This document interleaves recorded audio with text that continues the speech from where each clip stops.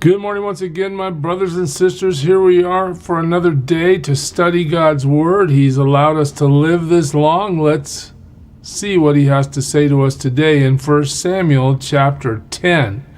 Now you remember the people of Israel have said to God through the prophet Samuel, "We want an earthly king. God, your leadership isn't good enough for us. We're not going to trust you. We want to be like all the other nations." And God has told them through the prophet, look, the kings are going to abuse you. They're going to monopolize you. They're going to take your very best for themselves and leave you the rest. Well, the people said, that's okay. We still want a king. You remember in chapter 9, Saul is the one God chooses to be the king. Samuel is instructed to anoint him as king.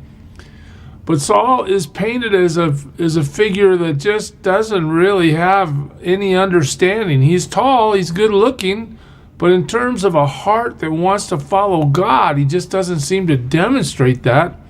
But today we'll see something happen as God initiates Saul's inauguration. Let's just look at it together.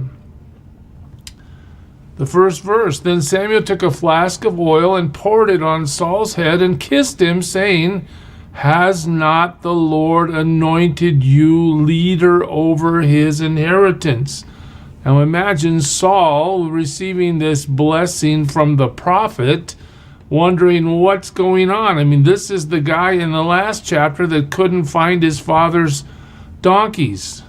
All right, so now here he is, being anointed by the prophet, being kissed by the prophet, being told that the Lord has made him leader over the Lord's inheritance. Notice God is still in the position of, these are my people, even if there will be a monarchy established.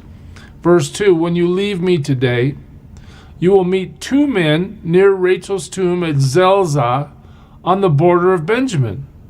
And they will say to you, the donkeys you set out to look for have been found. Wow. How does the prophet know this stuff? Well, God has revealed to Samuel the process he's going to go through as he brings Saul into power. And one thing that's happening here is God is answering the concern providentially. Those donkeys have been found. It says, and now your father has stopped thinking about them and is worried about you. He's asking, what shall I do about my son? All right, what happened to Saul? Well, first thing to see, God has supplied. Then you will go on from there until you reach the great tree of Tabor. Look at this, 3 men going up to God at Bethel will meet you there. So just understand something about these 3 guys. They're going up to God. This is a place to go and worship, right? One will be carrying 3 young goats. That would imply sacrifice. There will be one carrying 3 loaves of bread, again, associated with the offering at the temple, and another a skin of wine. All right, well, watch this. They will greet you and offer you 2 loaves of bread, which you will accept from them. Okay, take the bread when they offer it to you. What is this about? Well, this is showing God's providing in a way that would lend itself towards sacrificial worship. After that, you will go to Gibeah of God, where there is a Philistine outpost, and as you approach the town, you will meet a procession of prophets coming down from the high place with lyres, tambourines, flutes, and harps being played before them, and they will be prophesying. Okay, so what does it mean to be prophesying? Well, a lot of people say if you're prophesying, it means you're telling the future. Well, and prophets do tell the future. But prophets normally speak the word of God, whether it's telling the future or instructing the people or pronouncing the threat of judgment. Thus saith the Lord comes from the prophet's mouth, and it's all about, I'm going to communicate to you what God told me to say to you, right? So here we have this scene where these guys are coming from the Gibeah of God post, right? The outpost, and they're prophesying as they come down the street, making song, music, lyres, tambourines, flutes, harps. Here they come. Well, what's this about? The Spirit of the Lord will come upon you in power, and you will prophesy with them. Wow, really? So God has demonstrated his sovereignty in bringing the donkeys back. God has demonstrated his provision in bringing the bread to Saul. And now God demonstrates his power by putting the Spirit of the Lord on Saul. Remember, in the Old Testament, it's not like the New Testament. The New Testament is teaching us that the Spirit of God lives inside the believer, that we are the temple of the Lord. But in the Old Testament, the Spirit of God came upon people for a purpose, for a time, and then would depart. All right. So now the Samuel the prophet's telling Saul, look, you're going to experience what it's like to have the power of God through his Spirit fall on you. You're going to prophesy with the prophets. You'll be changed into a different person.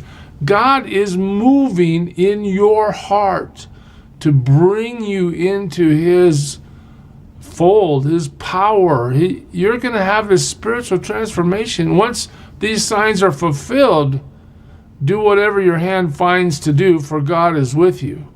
All right, once you see all these things happen, Saul, you have been officially inaugurated by God himself.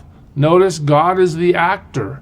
He's supplying sovereignly the donkeys that have been missing. He's supplying sovereignly the bread for the sacrificial system and the worship entailed there. He's now supplying the power of his Spirit. Samuel says, look, once you have all this, you're the king. Do what you think is right, because God is going to guide you. He's with you. All right, so go down ahead of me to Gilgal.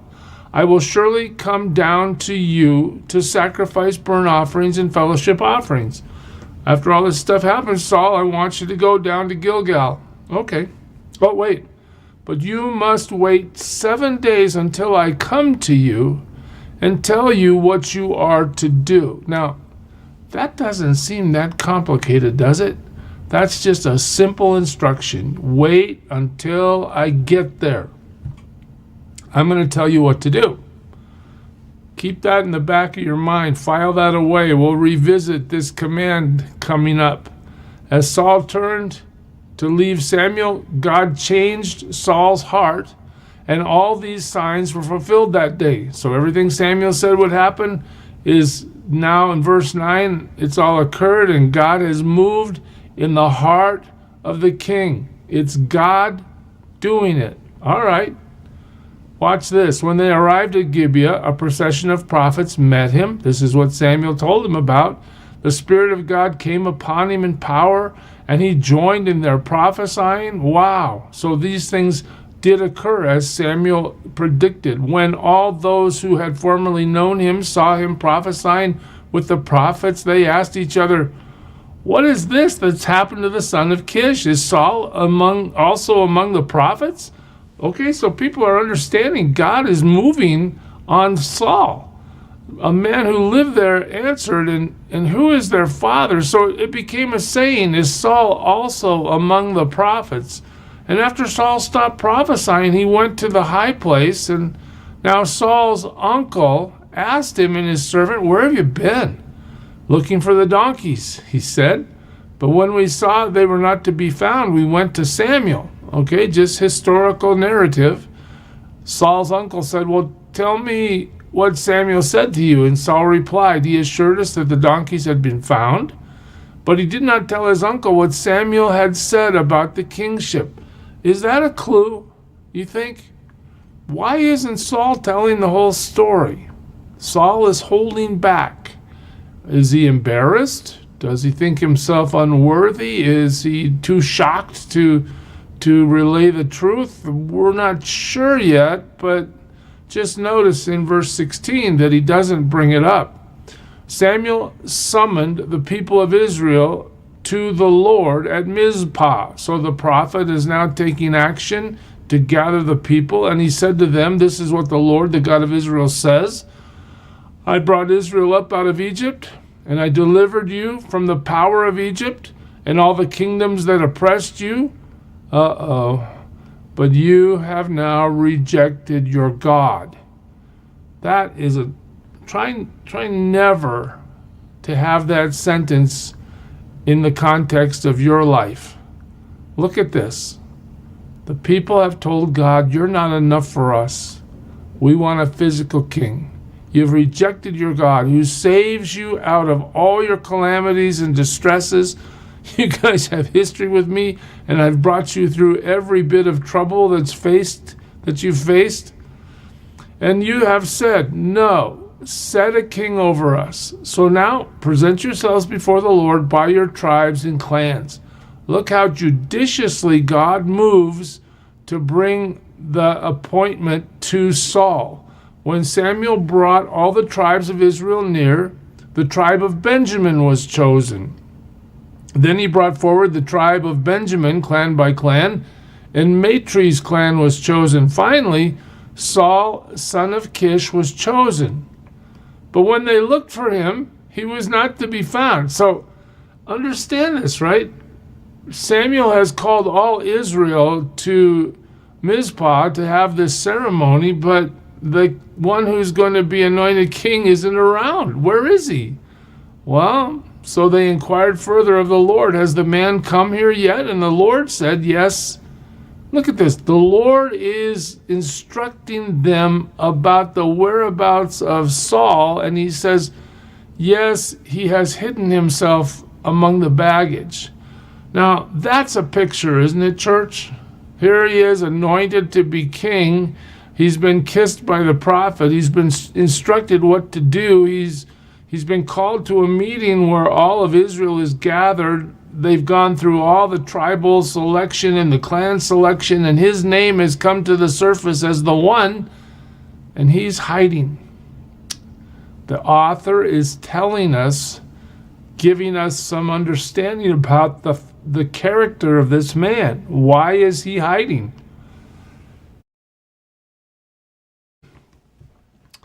Well, as the passage moves forward, they ran and brought him out.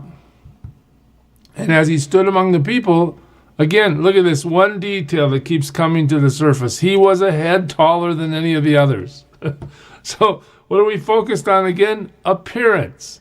Appearance. Look how he looks. He's taller than all of us. Oh, okay, let's make him the king, right? Do we need to worry about the fact that he can't find donkeys when he's told by his dad to go find him? Do we need to worry about he doesn't know the prophet when he's standing right in front of him? He says, do you know the way to the prophet's house? Should we worry about the fact that they've just gone through the selection process and the Lord has to instruct the people that, oh yeah, Saul's over there hiding. So they ran and they brought him out, and as he stood among the people, he was a head taller than any of the others.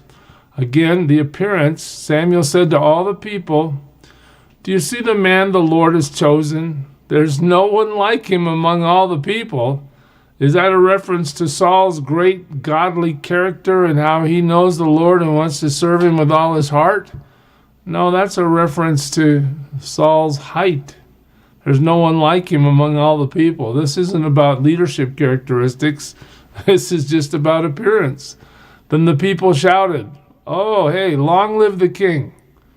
We are so happy to have a king. We don't really worry about his qualifications. We're just happy he looks good. Samuel explained to the people the regulations of the kingship. He wrote them down on a scroll and deposited it before the Lord. So now we're getting into how the monarchy is going to work. And then Samuel dismissed the people, each to his own home. So the meeting's over. Saul has become king. Saul also went to his home in Gibeah, accompanied by valiant men whose hearts God had touched. But some troublemakers said, how can this fellow save us? They despised him. They brought him no gifts. But Saul kept silent. He didn't say anything. Well, again, what do we learn from this? Let's just think about the installation of the king and what we're being told. One, we see that God shows the prophet everything. So God is still orchestrating events and revealing that to Samuel. All right? The donkeys are found. God is in control of circumstances. He's known where they've been all along, and even though Saul can't find them, God can. He's superior. God's provided for his king by bringing the bread to him to provide provision for him. God's given Saul his spirit, changed his heart. God's willing to lead the king. The monarchy through the prophet Samuel is connected to worship and sacrifice, but the king is hiding in the baggage. It really sets up to look like something's wrong, doesn't it? Something's not quite complete about this new political monarch, this king who's supposed to rule us. And we're going to watch that play out as the book of 1 Samuel proceeds from here. But for now, we see that God has allowed his people to have their wish. They have a king. Wow. It's one thing to love God with all your heart, and it's another thing to tell God to bless what you want. And when we tell him to bless what we want, it leads to disaster. And here it is. We'll see it play out. God bless you, church. Serve him well today. Who is it who for sinners shed his blood, and now for cleansing all can plunge beneath that flood? It's Jesus. But do you know who he is?